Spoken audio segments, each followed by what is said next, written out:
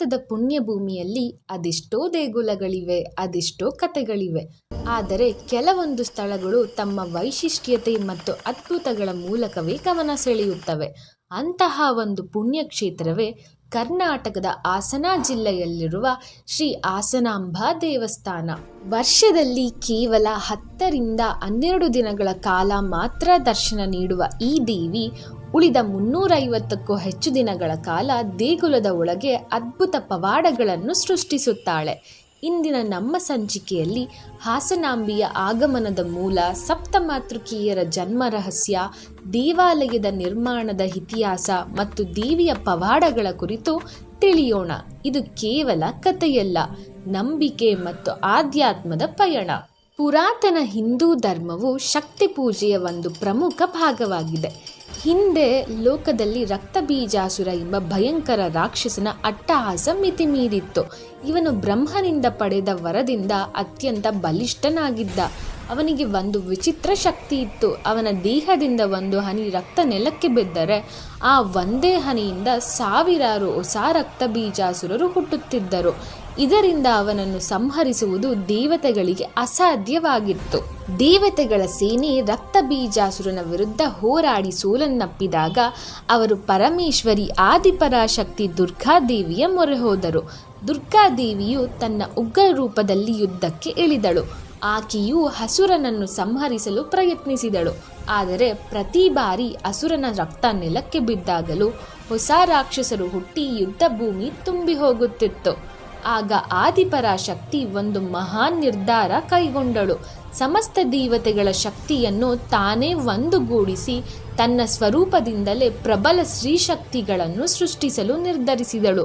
ಹೀಗೆ ಪ್ರತಿ ದೇವತೆಗಳ ಶಕ್ತಿಯಿಂದ ಒಂದೊಂದು ದೇವಿ ಉದ್ಭವಿಸಿದಳು. ಬ್ರಾಹ್ಮಿಣಿ ಸೃಷ್ಟಿಕರ್ತ ಬ್ರಹ್ಮನ ಶಕ್ತಿಯಿಂದ ಹಂಸವಾಹಿನಿಯಾಗಿ, ವೈಷ್ಣವಿ ಪಾಲಕ ವಿಷ್ಣುವಿನ ಶಕ್ತಿಯಿಂದ ಗರುಡವಾಹಿನಿಯಾಗಿ, ಮಹೇಶ್ವರಿ ಸಂಹಾರಕ ಶಿವನ ಶಕ್ತಿಯಿಂದ ವೃಷಭವಾಹಿನಿಯಾಗಿ, ಕೌಮಾರಿ ಯುದ್ಧ ದೇವತೆ ಕಾರ್ತಿಕೇಯನ ಶಕ್ತಿಯಿಂದ ನವಿಲುವಾಹಿನಿಯಾಗಿ, ಇಂದ್ರಾಣಿ ದೇವತೆಗಳ ರಾಜ ಇಂದ್ರನ ಶಕ್ತಿಯಿಂದ ಐರಾವತ ವಾಹಿನಿಯಾಗಿ, ವಾರಾಹಿ ವಿಷ್ಣುವಿನ ವಾರಾಹ ಅವತಾರದ ಶಕ್ತಿಯಿಂದ ಹಂದಿಮುಖಿಯಾಗಿ, ಚಾಮುಂಡ ಸ್ವತಃ ದುರ್ಗಾದೇವಿಯ ದೇಹದಿಂದ ಉಗ್ರರೂಪಿಯಾಗಿ ಕಪಾಲ ಹಿಡಿದು. ಈ 7 ಜನ ಮಹಾಶಕ್ತಿಗಳೇ ಸಪ್ತಮಾತೃಕೆಯರು. ಅವರು ತಮ್ಮದೇ ಆದ ಆಯುಧ, ವಾಹನ ಮತ್ತು ಶಕ್ತಿಗಳಿಂದ ರಕ್ತಬೀಜಾಸುರನ ವಿರುದ್ಧ ಯುದ್ಧಕ್ಕೆ ಇಳಿದರು. ಚಾಮುಂಡಾದೇವಿಯು ಅಸುರನ ಪ್ರತಿ ಹನಿ ರಕ್ತ ನೆಲಕ್ಕೆ ಬೀಳುವ ಮೊದಲೇ ಕುಡಿದು ಬಿಡುತ್ತಿದ್ದಳು. ಹೀಗೆ ಹೊಸ ಅಸುರರ ಸೃಷ್ಟಿ ನಿಂತು ಹೋಗಿ ಸಪ್ತಮಾತೃಕೆಯರ ಭಯಂಕರ ದಾಳಿಯಿಂದ ರಕ್ತಬೀಜಾಸುರ ಸಂಪೂರ್ಣವಾಗಿ ಸಂಹಾರಗೊಂಡನು. ಲೋಕಕ್ಕೆ ಮತ್ತೆ ಶಾಂತಿ ಮರಳಿತು. ರಕ್ತಬೀಜಾಸುರನ ಸಂಹಾರದ ನಂತರ ಲೋಕಕ್ಕೆ ಶಾಂತಿ ಮತ್ತು ಸಮೃದ್ಧಿಯನ್ನು ಕರುಣಿಸುವ ಉದ್ದೇಶದಿಂದ ಈ ಸಪ್ತಮಾತೃಕೆಯರು ಭೂಲೋಕದಲ್ಲಿ ಸಂಚರಿಸಲು ನಿರ್ಧರಿಸಿದರು. ಅವರು ಭಾರತದ ವಿವಿಧ ಭಾಗಗಳಲ್ಲಿ ಸಂಚರಿಸುತ್ತಾ ಭಕ್ತರನ್ನು ಅನುಗ್ರಹಿಸುತ್ತಾ ದುಷ್ಟಶಕ್ತಿಗಳನ್ನು ನಾಶಪಡಿಸುತ್ತಾ ಬಂದರು. ತಮ್ಮ ಸಂಚಾರದ ಭಾಗವಾಗಿ ಅವರು ಕರ್ನಾಟಕದ ಈ ಸುಂದರವಾದ ಪ್ರದೇಶಕ್ಕೆ ಬಂದರು. ಇಲ್ಲಿನ ನೈಸರ್ಗಿಕ ಸೌಂದರ್ಯ, ಹಸಿರು ವನರಾಶಿ ಮತ್ತು ಶಾಂತ ಪರಿಸರದಿಂದ ಆಕರ್ಷಿತರಾದರು. ಆ 7 ದೇವಿಯರಲ್ಲಿ 3 ದೇವಿಯರು ಶ್ರೀ ಹಾಸನಾಂಬೆ, ಶ್ರೀ ಸಿದ್ದೇಶ್ವರ ಮತ್ತು ಶ್ರೀ ಕೆಂಚಾಂಬೆಯಾಗಿ ಈ ಪವಿತ್ರ ಸ್ಥಳದಲ್ಲಿ ಶಾಶ್ವತವಾಗಿ ನೆಲೆಸಲು ನಿರ್ಧರಿಸಿದರು. ಇವರಲ್ಲಿ ನಗೆ ಬೀರುವ ಅಂಬೆ ಎಂಬರ್ಥದಲ್ಲಿ ಹಾಸನಾಂಬೆ ಎಂಬ ಹೆಸರು ಬಂದ ದೇವಿಯು ಹಾಸನ ಪಟ್ಟಣದ ಹೃದಯ ಭಾಗದಲ್ಲಿ ಭಕ್ತರನ್ನು ಕರುಣಿಸುತ್ತಾ ನೆಲೆಸಿದಳು. ಈ ದೇವಿಯ ಹೆಸರಿನಿಂದಲೇ ಈ ನಗರಕ್ಕೆ ಹಾಸನ ಎಂಬ ಹೆಸರು ಬಂದಿದೆ ಎಂದು ಹೇಳಲಾಗುತ್ತದೆ. ದೇವಿಯ ಮೂಲ ಸ್ವರೂಪವು ಒಂದು ಮಣ್ಣಿನ ಹುತ್ತದ ರೂಪದಲ್ಲಿ ಇರುವುದು ವಿಶೇಷ. ಹಾಸನಾಂಬೆ ದೇವಾಲಯದ ನಿರ್ಮಾಣವು ಇತಿಹಾಸದ ಆಳದಲ್ಲಿ ಬೇರೂರಿದೆ.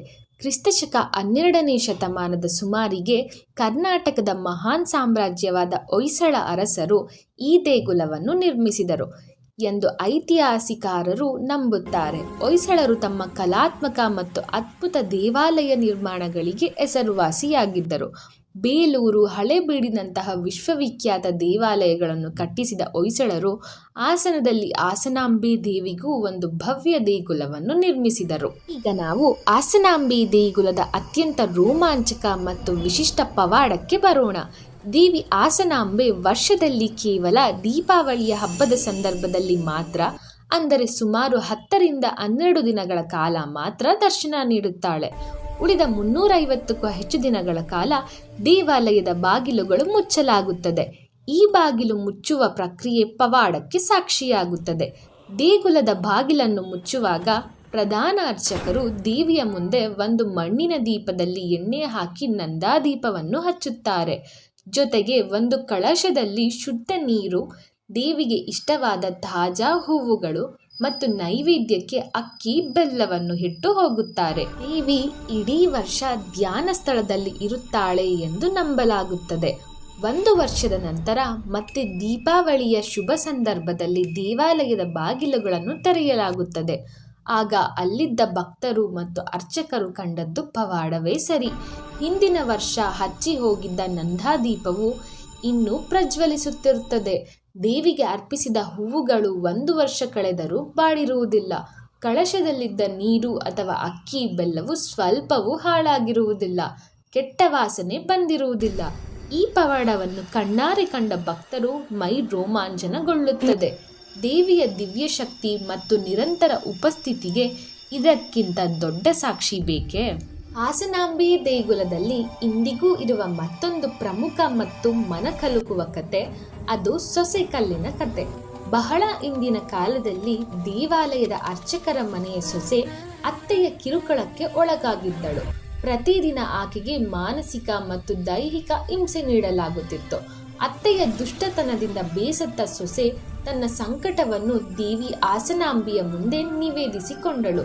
ತನ್ನ ಮೇಲೆ ಆಗುತ್ತಿದ್ದ ದೌರ್ಜನ್ಯವನ್ನು ಸಹಿಸಲಾಗದ ಆಕೆ ಕೊನೆಗೆ ದೇವಿಯನ್ನು ಪ್ರಾರ್ಥಿಸಿ, ತಾಯಿ, ನನ್ನನ್ನು ರಕ್ಷಿಸು, ಇಲ್ಲವಾದರೆ ನಿನ್ನಲ್ಲಿ ಲೀನ ಮಾಡಿಕೊ ಎಂದು ಕರುಣಾಜನಕವಾಗಿ ಬೇಡಿಕೊಂಡಳು.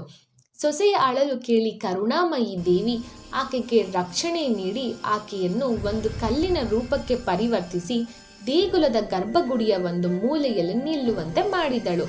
ಈ ಕಲ್ಲೇ ಇಂದಿಗೂ ಸೊಸೆ ಕಲ್ಲು ಎಂದು ಪ್ರಸಿದ್ಧವಾಗಿದೆ. ದೇವಸ್ಥಾನದ ಬಾಗಿಲು ತೆರೆದಾಗ ಈ ಕಲ್ಲನ್ನು ಸಹ ಭಕ್ತರು ನೋಡಬಹುದು. ದಂತಕಥೆಗಳ ಪ್ರಕಾರ ಈ ಕಲ್ಲು ಪ್ರತಿ ವರ್ಷ ಒಂದು ಅಗಳಷ್ಟು ಗರ್ಭಗುಡಿಯ ಕಡೆಗೆ ಚಲಿಸುತ್ತದೆ ಎಂಬ ನಂಬಿಕೆ ಇದೆ. ಈ ಕಲ್ಲು ಸಂಪೂರ್ಣವಾಗಿ ಗರ್ಭಗುಡಿಯನ್ನು ಪ್ರವೇಶಿಸಿದ ದಿನ ಕಲಿಯುಗ ಅಂತ್ಯವಾಗುತ್ತದೆ ಎಂದು ಸ್ಥಳೀಯರು ನಂಬುತ್ತಾರೆ. ಈ ಕಥೆಯು ದೇವಿಯು ಭಕ್ತರ ಕಷ್ಟಗಳಿಗೆ ಸ್ಪಂದಿಸುವಳು ಮತ್ತು ಅನ್ಯಾಯವನ್ನು ಎಂದಿಗೂ ಸಹಿಸುವುದಿಲ್ಲ ಎಂಬುದಕ್ಕೆ ಸಾಕ್ಷಿಯಾಗಿದೆ. ದೀಪಾವಳಿ ಸಮಯದಲ್ಲಿ ನಡೆಯುವ ಹಾಸನಾಂಬೆ ಜಾತ್ರೆಯು ಒಂದು ದೊಡ್ಡ ಉತ್ಸವವೇ ಸರಿ. ಈ ಕೆಲವೇ ದಿನಗಳ ದರ್ಶನಕ್ಕಾಗಿ ದೇಶದ ಮೂಲೆ ಮೂಲೆಗಳಿಂದ ಲಕ್ಷಾಂತರ ಭಕ್ತರು ಹಾಸನಕ್ಕೆ ಹರಿದು ಬರುತ್ತಾರೆ. ಈ ಸಮಯದಲ್ಲಿ ದೇವಾಲಯವನ್ನು ಹೂಗಳಿಂದ, ವಿದ್ಯುತ್ ದೀಪಗಳಿಂದ ಸಿಂಗರಿಸಲಾಗುತ್ತದೆ. ವಿಶೇಷ ಪೂಜೆಗಳು, ಹೋಮ, ಹವನಗಳು ನಡೆಯುತ್ತವೆ. ಇದು ಕೇವಲ ಧಾರ್ಮಿಕ ಆಚರಣೆಯಲ್ಲ, ಜನರ ನಂಬಿಕೆ, ಸಂಸ್ಕೃತಿ ಮತ್ತು ಐತಿಹಾಸಿಕ ಪರಂಪರೆಯ ಒಂದು ದೊಡ್ಡ ಪ್ರತೀಕ. ಹೀಗೆ ರಕ್ತಾಬೀಜಾಸುರನ ಸಂಹಾರಕ್ಕಾಗಿ ಆದಿಪರಾಶಕ್ತಿಯಿಂದ ಉದ್ಭವಿಸಿದ ಸಪ್ತಮಾತೃಕೆಯರಲ್ಲೊಬ್ಬಳೇ ನಮ್ಮ ಶ್ರೀ ಹಾಸನಾಂಬೆ. ಹೊಯ್ಸಳರಂತಹ ಮಹಾನ್ ರಾಜಮನೆತನದ ಆಶ್ರಯದಲ್ಲಿ ನಿರ್ಮಿತವಾದ ಈ ದೇವಾಲಯವು ಕೇವಲ ಒಂದು ಕಟ್ಟಡವಲ್ಲ, ಅದು ಜೀವಂತ ಪವಾಡಗಳಿಗೆ ಸಾಕ್ಷಿಯಾಗಿ ನಿಂತಿದೆ. ಆಕೆಯ ವರ್ಷಕ್ಕೊಮ್ಮೆ ದರ್ಶನ ನೀಡುವ ಪದ್ಧತಿ, ವರ್ಷವಿಡೀ ಉರಿಯುವ ದೀಪ, ಬಾಡದ ಹೂವುಗಳು ಮತ್ತು ಸೊಸೆ ಕಲ್ಲಿನ ಕಥೆಗಳು ಈ ದೇಗುಲದ ಸುತ್ತಲೂ ಒಂದು ಆಧ್ಯಾತ್ಮಿಕ ವಲಯವನ್ನು ಸೃಷ್ಟಿಸಿವೆ. ಈ ಪುಣ್ಯಕ್ಷೇತ್ರದ ದರ್ಶನವನ್ನು ಒಮ್ಮೆಯಾದರೂ ಮಾಡಲೇಬೇಕು. ಈ ವಿಡಿಯೋ ನಿಮಗೆ ಇಷ್ಟವಾದಲ್ಲಿ ಲೈಕ್ ಮಾಡಿ, ಶೇರ್ ಮಾಡಿ ಮತ್ತು ಸಬ್ಸ್ಕ್ರೈಬ್ ಮಾಡಲು ಮರೆಯದಿರಿ. ಮತ್ತೊಮ್ಮೆ ನಿಮ್ಮ ಮುಂದೆ ಬರುತ್ತೇವೆ. ಅಲ್ಲಿಯವರೆಗೆ ಜೈ ಹಾಸನಾಂಬೆ, ಸಕಲ ಸಿದ್ಧಿದಾಯಿ ಶ್ರೀ ಹಾಸನಾಂಬೆಗೆ ಜೈ.